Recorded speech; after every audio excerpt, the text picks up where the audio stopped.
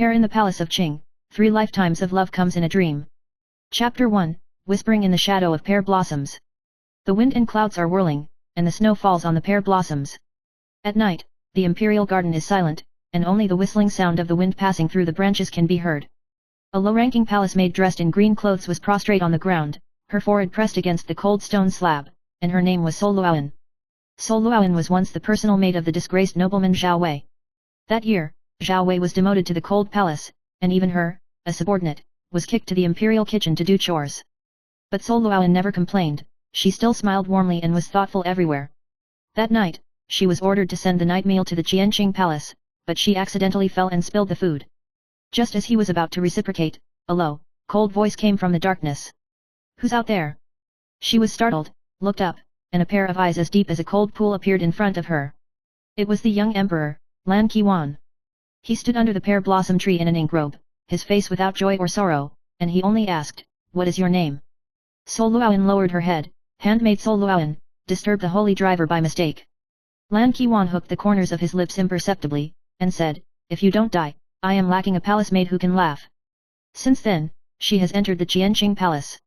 Chapter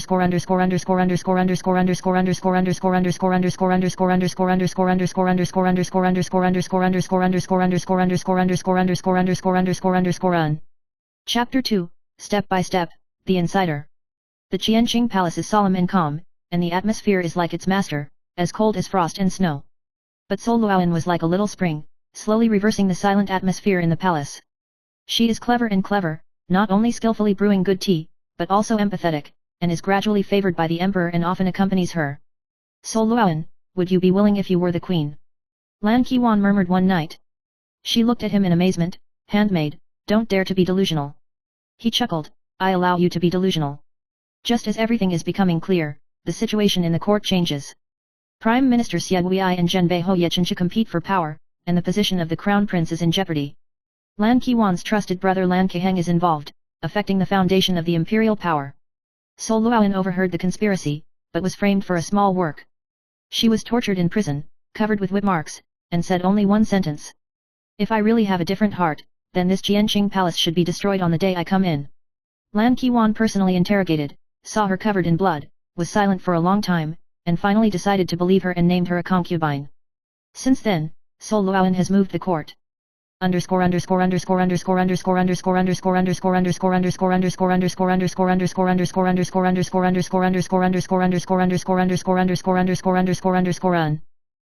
3, Under the Pear Tree, Soul and Dream.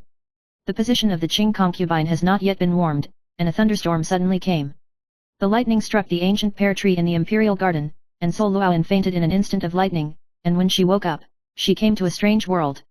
This place is called Fuzhou country. The 4 seasons are picturesque, and the customs are different from those of the central plains. She changed her identity and became the daughter of a merchant Sol Liluo.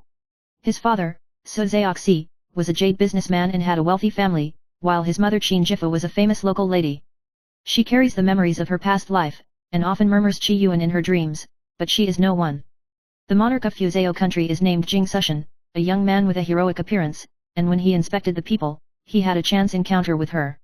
On the day they first met, she accidentally fell into the water, and he jumped from the boat to save her.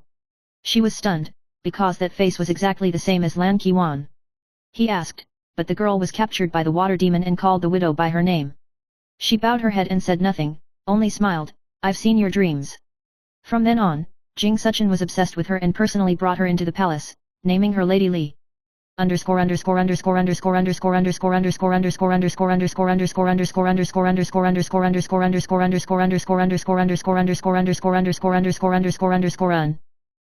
4, Wake up from a dream and return to the palace, and the world situation will rise again. After years of war in Fuzhou Kingdom, Jing Sushan and Sol Liluo ruled the country, and the people were safe and prosperous. But one night, when she was leaning against the window in deep thought, a pear blossom fragrance blew again, and a familiar whisper came to her ears, "Wan Wan, come back." She crossed again and returned to the Qianqing palace. Lan Qiwan's sideburns were dyed with frost, but he still guarded the withered pear tree. He knelt under the tree for 3 years, did not accept concubines, did not smile, and only asked every imperial doctor who came and went, "Can concubine Qing survive?" The moment she appeared in front of him, he froze, and then said in a trembling voice,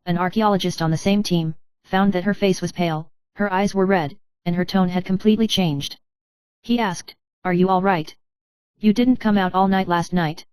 She asked rhetorically, "Lu Yanran, do you know who you were in your previous life?" He was stunned. "What did you say?" She looked at him, her gaze like a pear leaf in frost. "You were once Lan Qiwan.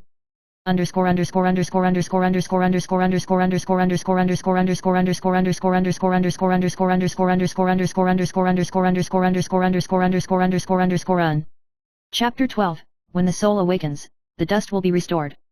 Lu Yanran initially thought she was lying, but in the following days, his dreams gradually became clearer. He dreamed that he was wearing a dragon robe and standing in the ruins, with no leader among the officials, guarding an ancient mirror alone. He also dreamed that the woman in green called him softly under the pear tree. "Qi Yuan, did you wake up from your dream?" Memories overlapped, and overnight, he remembered them all. Since the day Lan Qiwan broke the mirror, his soul has been forcibly stripped away, and he has been in the world for 700 years, and he can only be reunited now. And Shang Lingen is the she he is looking for in the third life. "Would you like to go with me for the rest of your life?" he asked. She whispered, "I'm afraid. It's not the end, it's the beginning." Just when the two of them decided to leave Pear Blossom Valley, the stone platform of the main hall suddenly shook, and a female voice sounded. "If you leave, you will never remember one another. This is the final trial of the soul mirror." Shang Lingen walked towards the mirror platform and took a deep breath. "If the fate of love needs to be maintained by memory, then I would rather leave a mark." She dripped blood from the middle finger of her right hand on the mirror, which absorbed it and emitted fine lines of light. When the light faded, Shang Lingen collapsed to the ground, but with a smile on his face. Lu Yanran rushed forward to hug her, but heard her whisper, "In this life, I just want to be called Rowan."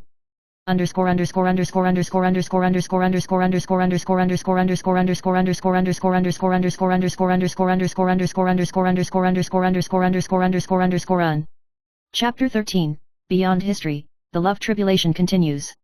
After being sent back to Ningjing, the two men resigned from their positions, lived in seclusion at the foot of Xiling Mountain, and opened a Li Luo study, where they did not get involved in worldly affairs or talk about the past. Later, a student asked Shang Lingen, "Sir, does Pear Blossom Valley really exist?" She only smiled lightly, "Existence or not, but a thought. When I wake up, everything is empty."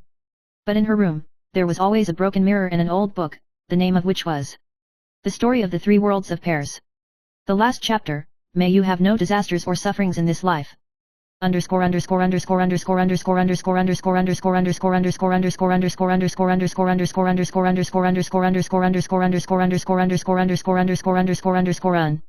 Conclusion. The third generation dream shadow, emotional length never ends. The feelings are the same, but the people are different. All prosperity will return to the earth, but true love will remain forever in the world. If you have not forgotten me in the next life, I wish to live this life with you.